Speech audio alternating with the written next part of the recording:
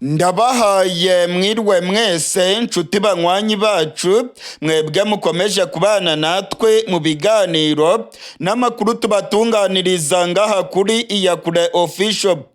Iyakure Official ni imbonesha kure imwe rudende ibashitsa ko amakuru yizewe, amakuru atosoye, amakuru aba yatohojwe n'itsinda ry'abamenyesha amakuru b'inzobere mu karere k'ibiyaga binini maze tukayabashikiriza mu buryo bwihuse. Turi kwigenekerezo rya 31 ukwezi kwa mbere umwaka w'ibihumbi 2025. Abasirikare b'u Burundi bafashwe matekwa mu buseruko bwa Kongo bakomeje gutabaza basaba ubutegetsi bwa Gitega ko bwaganira n'abarwanyi ba General Makenga maze abasirikare b'u Burundi bakaba barekurwa. Kuri uyu munsi kwigenekerezo rya 31 hari abasirikare b'u Burundi barenga 200 M23 yavuze yuko yacakiriye ku rubuga rw'imirwano. Hari abafatiwe muri za Masisi ndetse amakuru yizewe aravuga yuko hari n'abafatiwe mu mujyi wa Goma rwagati. Amakuru yizewe aravuga ko imfungwa z'intambara z'abasirikare b'u Burundi zirenga 200 ndetse M23 ikavuga yuko izabarekura ari uko ubutegetsi bwa Gitega bwemeye kuganira na zino nyeshyamba ndetse Burundi nabwo bukagira icyo bwemerera aba barwanyi ba General Makenga. Amakuru yizewe twavanye mu nyeshyamba za M23 aremeza ko mu mirwano yabereye mu mujyi wa Goma abasirikare b'u Burundi bacakiwe matekwa. Hari abasirikare bafashwe barenga 85 bafatiwe mu nkengero z'ikibuga cy'indege cya Goma. Umuvugizi wa M23 mu bya gisirikare Liyetona Koloneli Wiringoma yabwiye abamenyesha amakuru ko abasirikare benshi bafashwe matekwa kandi ko M23 ibafashe neza. Hari amajwi y'abasirikare b'u Burundi yongeye kugaragara ku mbuga ngurukana bumenyi barimo gutabaza iwabo mu gihugu cy'u Burundi. Hari abagaragaye kandi mu basirikare M23 yacakiye. Umumenyesha makuru wacu aravuga yuko yiboneye abasirikare b'u Burundi barimo kujyanwa mu bigo bya gisirikare aho M23 ibacungiriye umutekano. Uyu munsi kwigenekerezo rya 31 ukwezi kwa mbere hari video zagiye ku mbuga ngurukana bumenyi zerekana abasirikare b'u Burundi barimo gutaka cyane, barimo gutabaza ubutegetsi bwa General Baratabaza Ndayishimiye. Ni video ziteye ubwoba Iyakure Official itashimye gushyira kuri YouTube. Gusa muri aya mavideo abasirikare b'u Burundi baragaragara bafite ibikomere ku maguru abandi ku maboko bakavuga yuko ari imfungwa z'intambara. M23 ngo yabacakiriye mu nkengero z'ikibuga cy'indege cya Goma. Aba basirikare barasaba General Prime Niyongabo arongoye igisirikare cy'u Burundi ndetse n'umugaba mukuru w'igisirikare cy'u Burundi bakanasaba yuko General Baratabaza Ndayishimiye umugaba w'ikirenga w'igisirikare cy'u Burundi babagoboka vuba na bwangu bakabatabara maze bakaganira na M23 ingene yarekura zino mfungwa z'intambara. Amakuru atugeraho avuga yuko M23 nayo ikintu kimwe cyonyine yasaba ubutegetsi bwa Gitega ari uko bacyura abasirikare bose b'u Burundi bari muri Kongo. Ngo nta musirikare w'u Burundi bashaka mu buseruko bwa Kongo, niba bacyure bose batumuke bave ku butaka bwa Kongo. Aya ni amajambo akomeye cyane yigeze gutangazwa n'umuvugizi wa M23 avuga yuko nta musirikare w'u Burundi bashaka muri Kongo. Ibintu rero biracyameze gutyo. Ntabwo M23 yatanga abasirikare b'u Burundi General Neva atemeye kuvana abasirikare biwe bose ku butaka bwa Kongo. Abari muri Kivu y'Amajyepfo, abari muri Kivu y'Amajyaruguru, mu duce twose baba baherereyemo ngo bagomba gutaha bagasubira mu gihugu cyabo. Iki kintu cyonyine ngo nicyo cyatuma M23 yemera gutanga imfungwa z'intambara yafatiye ku rubuga rw'imirwano. Amakuru yizewe atugeraho yemeza neza ko abasirikare benshi b'u Burundi bagiye bafatirwa muri teritwari ya Masisi. Hari abo M23 yerekanye ndetse bavuga na matrikire zabo. M23 yasabye ubutegetsi bwa Gitega ko baganira, ariko ubutegetsi bwa Gitega bwo bwarabiteye utwatsi. Kugeza n'ubu ngubu Generali Evariste Ndayishimiye arongoye igihugu cy'u Burundi avuga yuko nta musirikare w'u Burundi wafashwe na M23.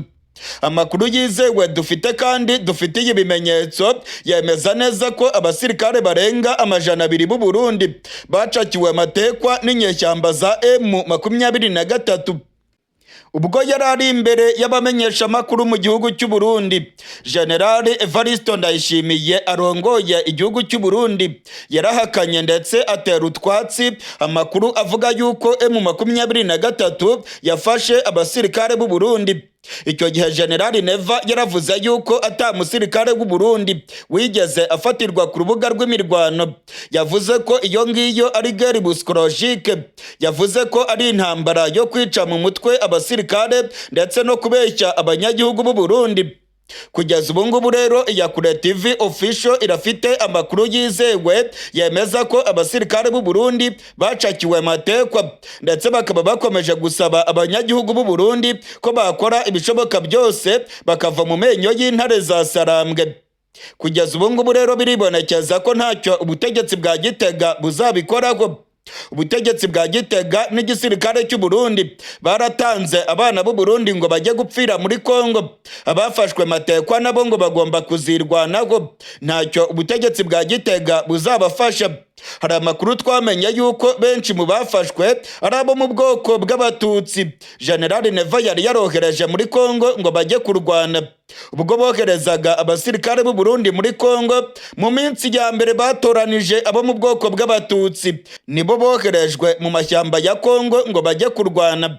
Abangaba rero Generali Evariste Ndayishimiye ngo yashakaga kubikiza kubera ko ngo abafata nk'abagambanyi mu gisirikare cy'u Burundi. Kuba rero ngo M23 yarabacakiye ku rugamba ngo ntacyo bibwiye rwose ubutegetsi bwa Gitega, ngo ababafashe nibashaka bazabagumane. Aya ni amakuru twavanye mu masoko yacu yizewe mu gisirikare cy'u Burundi. Mu gisirikare cy'u Burundi injyane zirakomeye cyane. Generali Neva avuga ko abasirikare bo mu bwoko bw'abatutsi abafata nk'abagambanyi kandi bashobora gutembagaza ubutegetsi bwiwe. Niyo mpamvu rero benshi mu bo mu bwoko bw'abatutsi yagiye abarungika muri Kongo, akavuga ko aribo bagomba kujya kurwana n'abarwanyi ba Generali Makenga. Ubutegetsi bwa Gitega bufite ingengabitekerezo ya jenoside, aho bavuga yuko abarimo kurwana muri Kongo ari abatutsi bashaka kuvanaho ubutegetsi bwa Kisekedi w'umubantu. Intambara ngo zirimo kubera muri Kongo, ubutegetsi bwa Gitega buvuga ko ari amoko arimo kurwana. Ababantu ngo barimo kurwana n'abanirotike.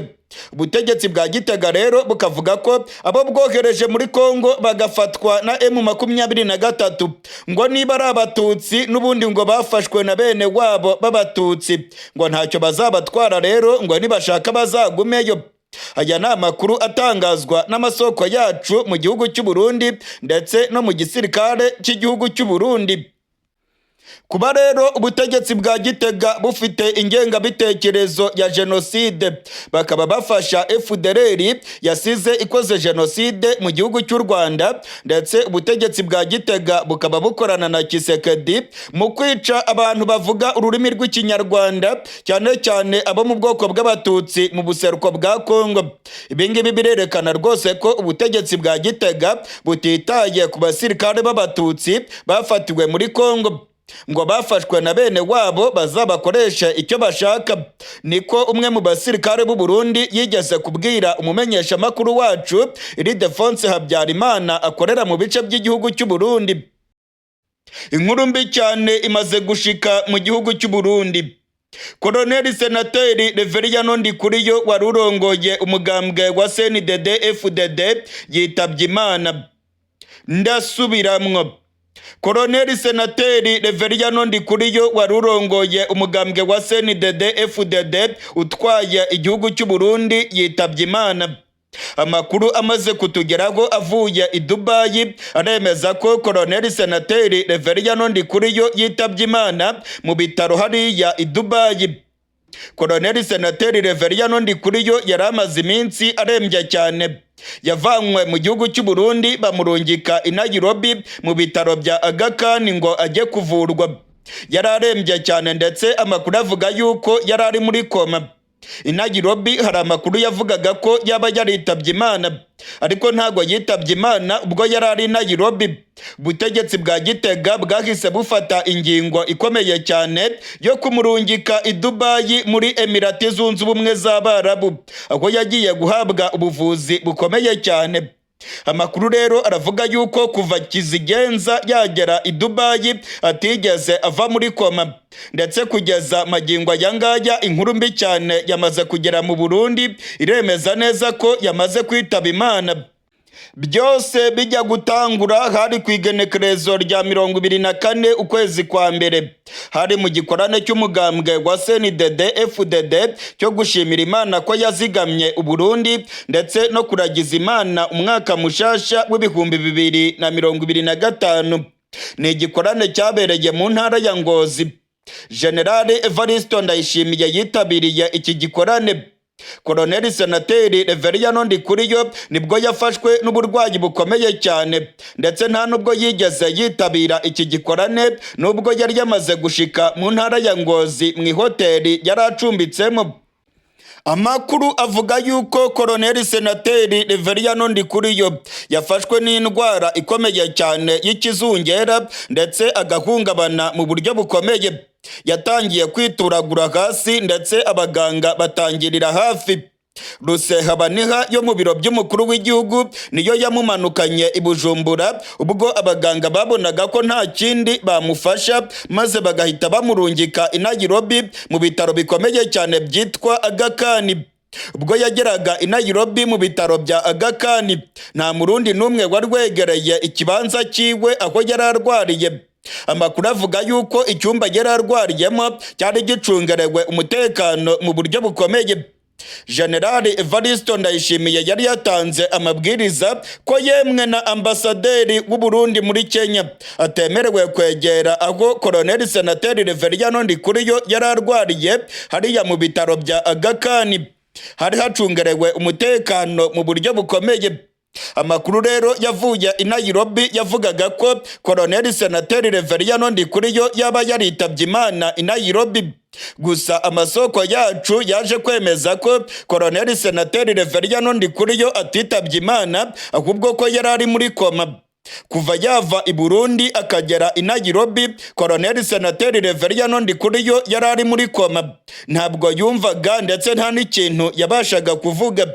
Abaganga bo muri Aga Khan babonye ko ibintu bikomeye cyane, maze nabo bamuha transfer yo kwerekeza muri Emirati Zunze Ubumwe z'Abarabu mu mujyi wa Dubai.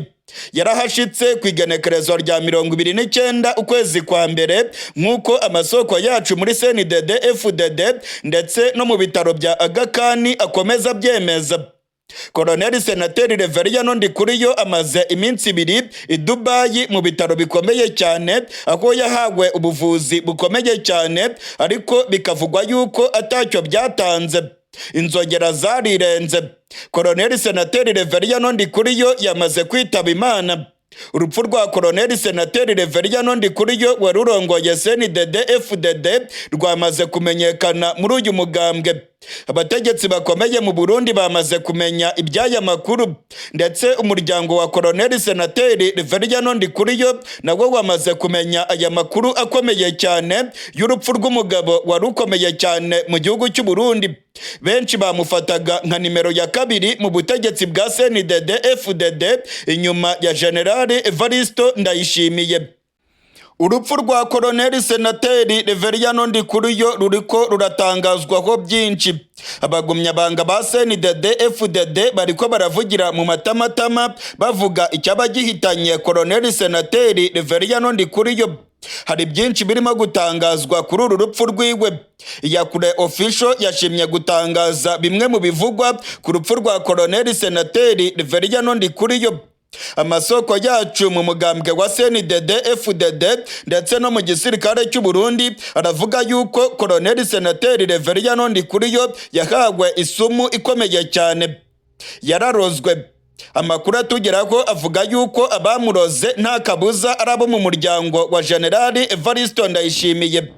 Muri iyi minsi Generali Evariste Ndayishimiye ngo ntabwo yari arimo kurebana ryiza na Koloneli Senateri Reveriyano Ndikuriyo.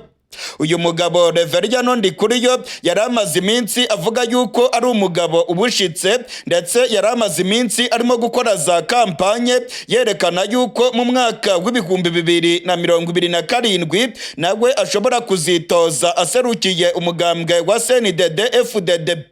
Ibingibi rero byararakaje cyane Generali Evariste Ndayishimiye umaze imyaka y'ikiringo kimwe gusa arongoye igihugu cy'u Burundi. Ndabibutsa ko ikiringo cya mbere Generali Evariste Ndayishimiye yagitanguye mu mwaka w'ibihumbi 2020. Aramaze imyaka 5 arongoye igihugu cy'u Burundi.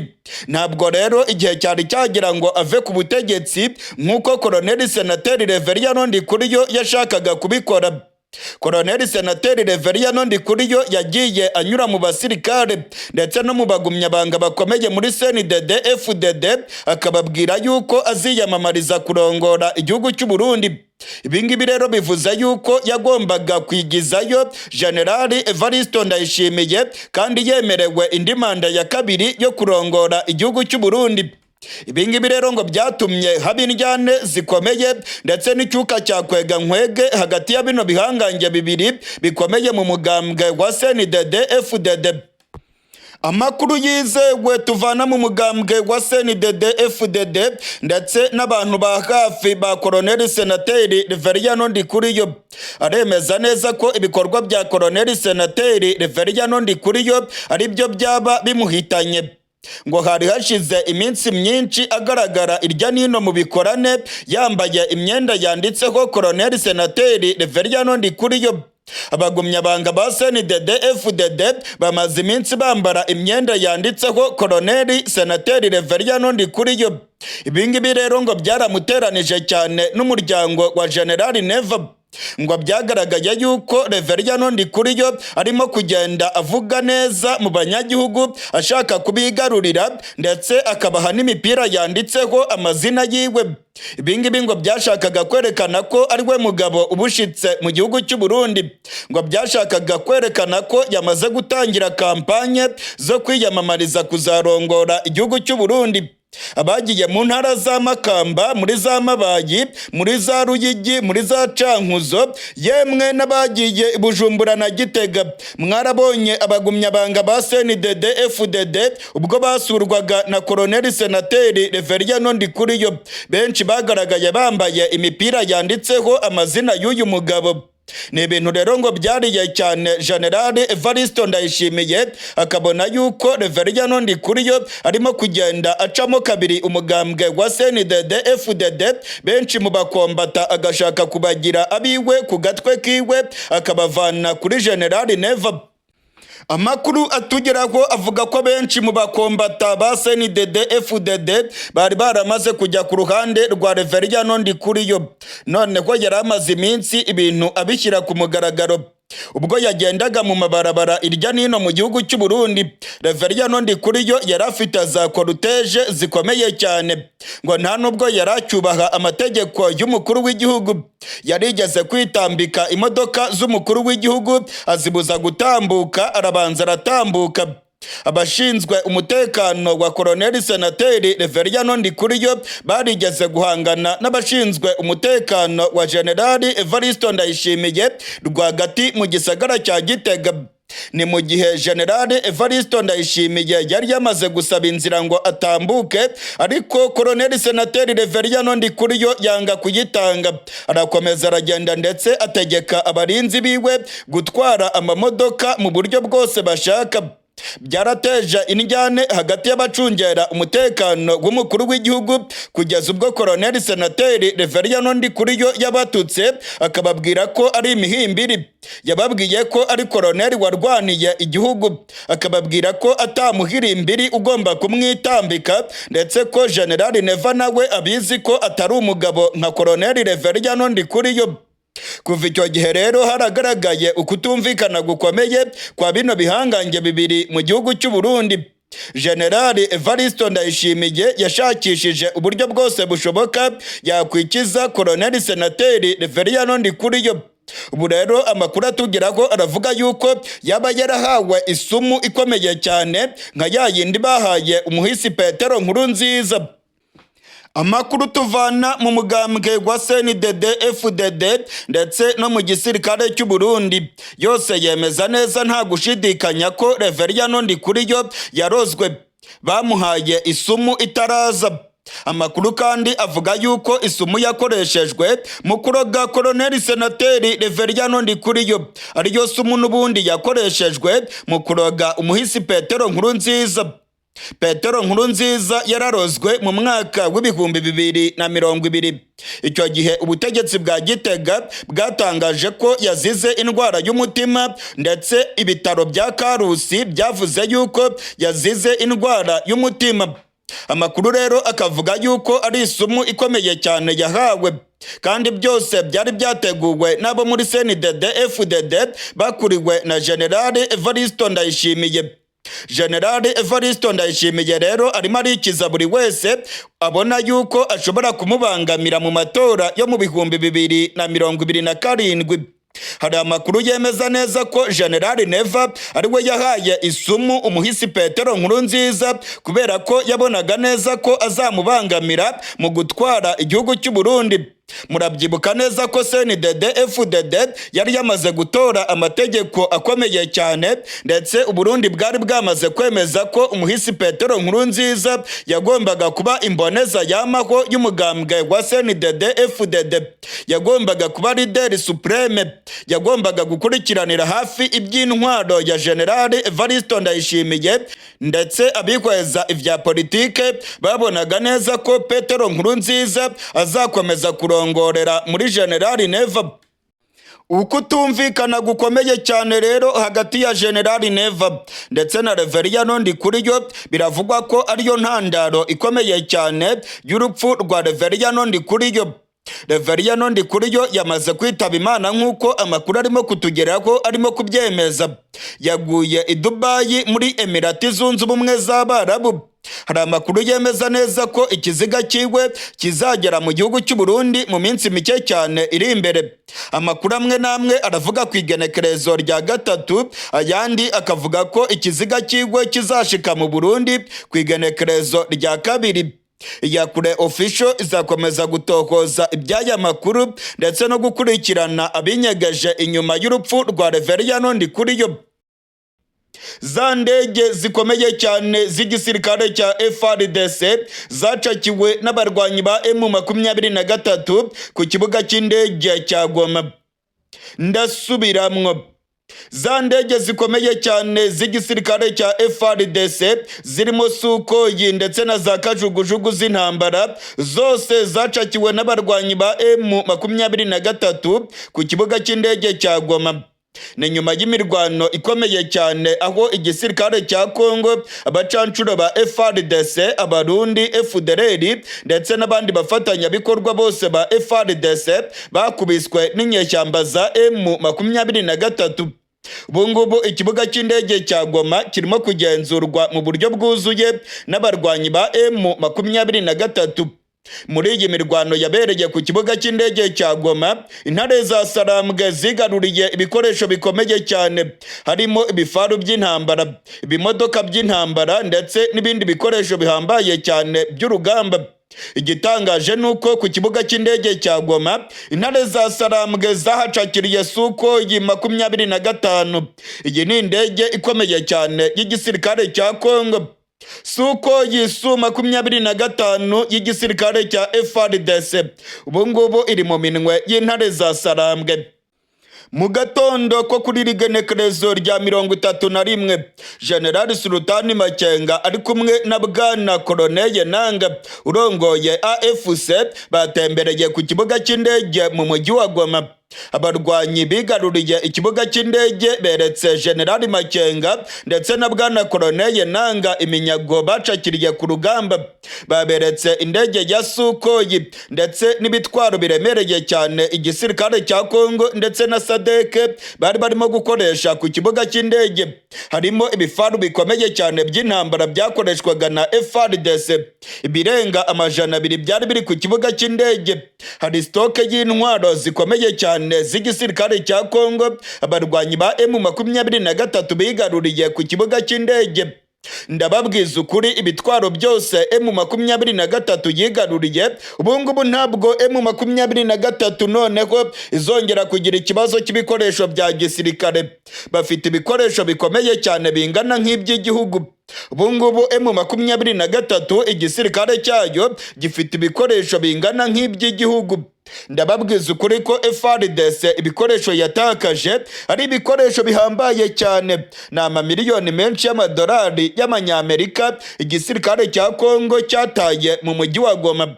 Hari ibikoresho kandi bikomeye cyane abacancuro ba FARDC bataye mu mujyi wa Goma. Harimo amamodoka ya gisirikare ndetse n'ibitwaro biremereye cyane byakoreshwaga n'abacancuro ba FARDC. Ibi byose M23 yamaze kubicakira mu buryo butunguranye cyane. Mu gatondo ko kuri rigenekerezo rya 31 ukwezi kwa mbere, General Sultani Makenga komanda wa M23 yagaragaye ku kibuga cy'indege. Yagaragaye ari kumwe n'abakomando ba M23. Yagaragaye ari kumwe na Koloneli Nzenze ndetse na General Byamungu. Yagaragaye ari kumwe na General Bodwengaruye wari urongoye imirwano yo kwigarurira umujyi wa Goma. Koloneli Nzenze ndetse na General Bodwengaruye nibo barongoye imirwano ikomeye cyane yo kwinjira mu mujyi wa Goma. Beretse General Makenga ndetse na bwana Koloneli Nanga ibikoresho bya gisirikare bigaruriye. Mu gatondo k'irigenekerezo kandi General Makenga na bwana Koloneli Nanga bazengurutse ibice byose by'umujyi wa Goma ndetse bagiye banasuhuza abaturage. Bagiye banyuzamo bagahagarara mu duce tumwe na tumwe tw'umujyi wa Goma bakabwira abaturage mu magambo bagira bati amani amani hapa mujini Goma. Bigize biti amahoro amahoro aganze hano mu mujyi wa Goma. Intare za Sarambwe nyuma yo kwigarurira umujyi wa Goma ubungubu ziravuga yuko ziri mu rugendo rukomeye cyane rwo kubohora n'utundi duce two mu buseruko bwa Kongo. Abasirikare ba FARDC barimo kudagadwa. Igisirikare cya Kongo cyarakubiswe mu buryo bukomeye. Amakuru arimo kutugeraho aravuga yuko intare za Sarambwe zamaze gusatira neza ikibuga cy'indege cya Kavumu giherereye muri Kivu y'Amajyepfo. Hari ubwoba ko umujyi wa Bukavu nawo ugiye kwigarurirwa na zino nyeshyamba za General Makenga. Abasirikare ba Kongo bamaze guhunga. Intwaro zikomeye zari ku kibuga cy'indege cya Kavumu zamaze guhungishwa, zimwe zerekezwa i Bujumbura mu gihugu cy'u Burundi, izindi zerekejwe mu mujyi wa Kisangani. Amakuru rero aravuga yuko abarwanyi ba General Makenga bamaze rwose gusesekara hafi y'ikibuga cy'indege cya Kavumu ndetse ubungubu igikurikiyeho ni urugamba rukomeye cyane rwo kwigarurira umujyi wa Bukavu. Uyu mujyi wa Bukavu wo ntabwo uzagorana cyane. Amakuru atugeraho aravuga ko FARDC yamaze gucika intege ndetse abasirikare ba Kongo bari mu mujyi wa Bukavu bakavuga ko badashobora kwita kuri songoye barwana na zino nyeshyamba.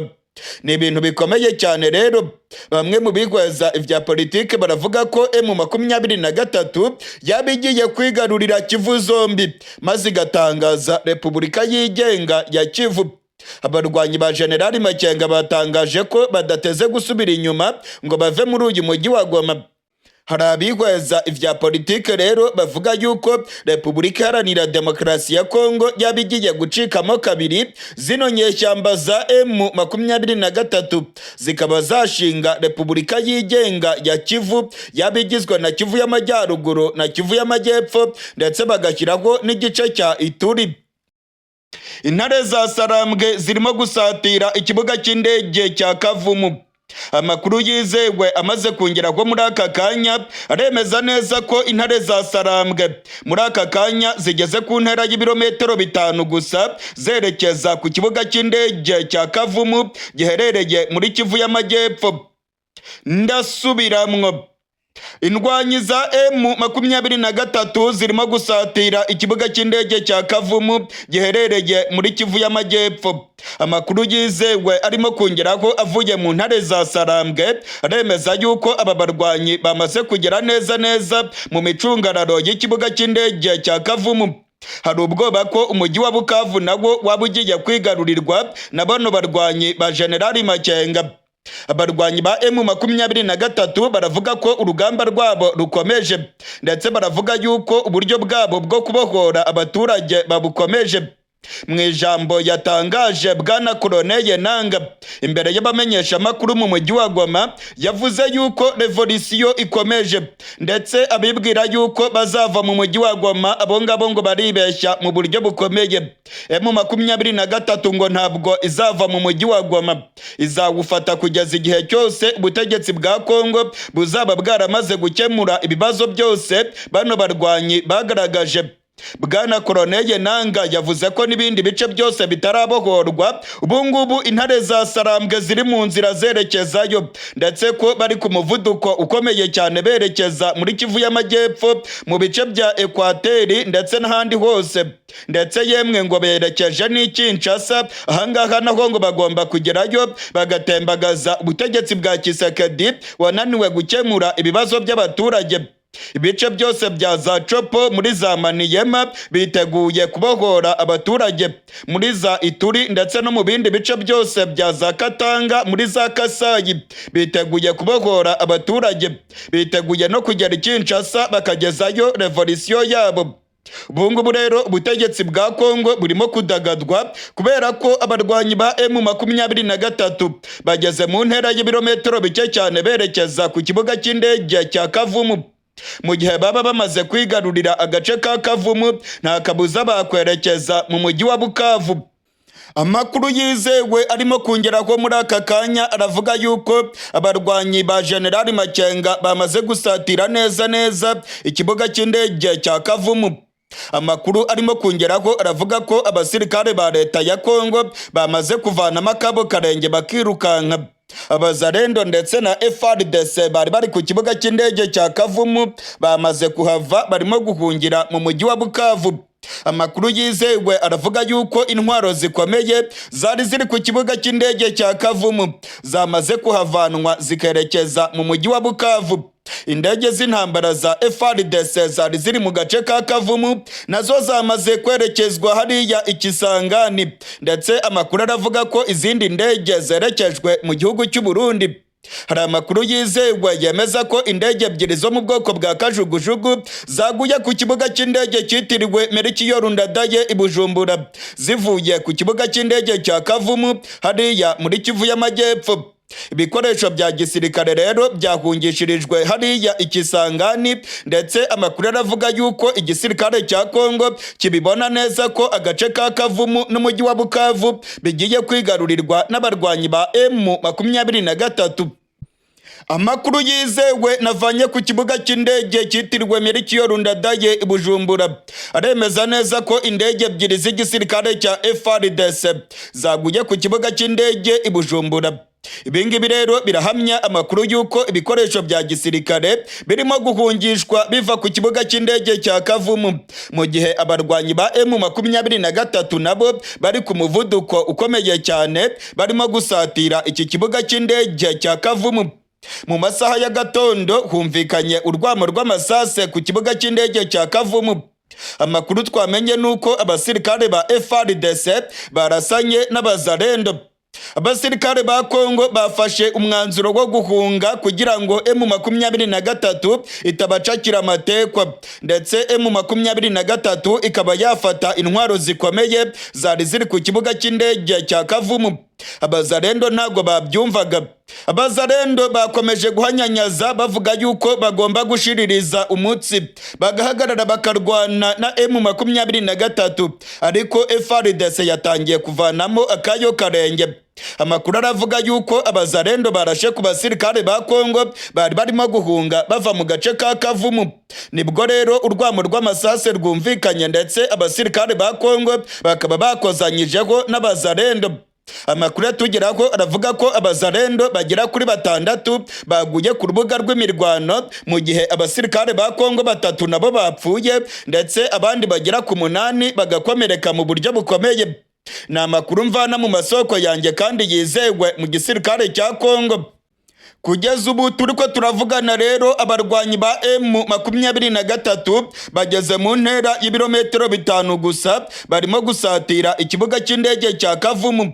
Nta musirikare wa FARDC uri ku kibuga cy'indege cya Kavumu. Bose bamaze kuzinga umurizo hagati y'amaguru, barirukanka bakijijwe n'amaguru berekeza mu mujyi wa Bukavu. Biribonekeza rero ko intare za Sarambwe zigiye kwigarurira ikibuga cy'indege cya Kavumu nta n'imirwano ibayeho. Ibikoresho byose byamaze kwerekezwa Ikisangani, ndetse zimwe mu ndege z'intambara za FARDC zahungishirijwe mu gihugu cy'u Burundi. Amakuru arimo kutugeraho aravuga yuko abasirikare benshi ba Kongo bari mu mujyi wa Bukavu, ndetse bamwe bamaze kuvanamo imyenda yabo birirwa batembera mu mujyi wa Bukavu.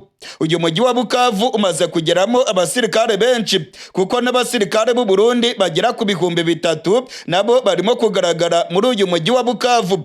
Ndabibutsa ko bamwe mu basirikare b'u Burundi bamaze gusubira mu gihugu cyacu, ndetse abandi nabo bakaba bakiri hariya mu mujyi wa Bukavu. Hari abamaze gushika ngaha mu gihugu cy'u Burundi, ndetse amakuru aravuga yuko nabo barimo gutegurwa neza kugira ngo bongere basubire muri Kongo, bajye guhagarara ku mupaka wa Kongo n'igihugu cy'u Rwanda, aho amakuru avuga yuko ubutegetsi bwa Gitega ngo burimo kwikanga ko M23 niramuka yigaruriye agace ka Bukavu ngo ishobora kuzifashisha Red Tabara maze bakagaba ibitero bikomeye cyane mu gihugu cy'u Burundi. Hari amakuru avuga ko ubutegetsi bwa Gitega bufite ubwoba bwinshi, ndetse inzego z'ubutasi mu gisirikare cy'u Burundi ngo zamenye amakuru yuko Red Tabara izagaba ibitero bikomeye mu gihugu cy'u Burundi.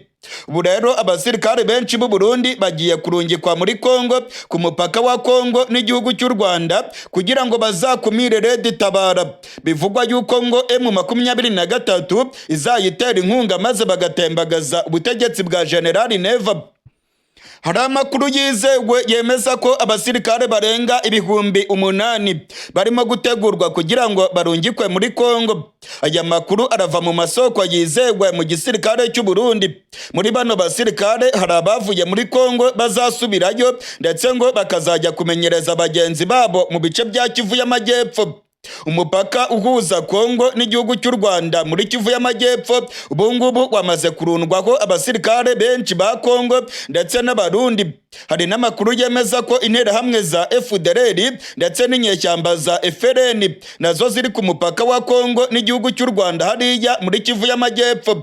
Ibingibi rero birasigura ingene ubutegetsi bwa Gitega bufite ubwoba, ndetse ngo bakaba biteguye gufasha za FDLR na FRN kuba bahungabanya umutekano w'igihugu cy'u Rwanda, ndetse ngo barashaka rwose kwerekana yuko ari abagabo babushitse bakita kuri songwaye bagaba ibitero ku butaka bw'u Rwanda. Nyuma y'aho abarwanyi ba M23 bigaruriye umujyi wa Goma, Bwana Koloneli Nanga urongoye AFC amaze gutangaza ko urugamba rukomeje. Amaze gukurira inzira ku murima abibwiraga ko M23 izashyirwaho igitutu maze igasubira inyuma. Yababwiye ko ibyo bidashoboka. Imbere y'abamenyesha makuru, Bwana Koloneli Nanga yavuze ko urugamba rukomeje kandi ko bagiye kubohora n'ibindi bice. Ubu rero agace gakurikiyeho ni Kivu y'Amajyepfo. M23 igiye kwigarurira ikibuga cy'indege cya Kavumu, ndetse bano barwanyi bazakomereza mu mujyi wa Bukavu. Ni ibintu rero bikomereye cyane igihugu cy'u Burundi, Repubulika Iharanira Demokarasi ya Kongo, FDLR ndetse n'inyeshyamba bafatanya, kuko barimo gukubitwa cyane ku rubuga rw'imirwano. Abasirikare ba Kongo bakwiye imishwaro barirukanse. Inyeshyamba za FDLR zishwemo benshi. ndetse General Omega wari urongoye FDLR nawe yaguye ku rubuga rw'imirwano. Igisirikare cya Kongo cyapfushije abasirikare benshi. Ku ikubitiro kizigenza General Peter Chirimwami wari urongoye Kivu y'Amajyaruguru yaguye ku rubuga rw'imirwano mu gace ka Mubambiro. Abasirikare benshi b'abakoloneli ndetse n'abandi ba ofisiye bakuru muri FARDC baguye ku rubuga rw'imirwano, aho M23 ikomeje kubakinagiza ndetse ikabereka ko irimo kubarusha amayeri y'urugamba. Mu gihe rero M23 ivuga yuko itazava mu mujyi wa Goma, ibihugu bya rutura bikaba bikomeje kuyishyiraho igitutu ngo ibe yasubira inyuma. Ubutegetsi bwa Kongo n'ubutegetsi bwa Gitega bafatikanije n'igihugu cya Afurika y'Epfo bakomeje kuvuga yuko barimo gutegura urugamba rukomeye cyane rugamije kwisubiza umujyi wa Goma. Hari amakuru arimo kutugeraho avuga yuko igihugu cya Afurika y'Epfo kigiye kongera kohereza abasirikare benshi muri Kongo.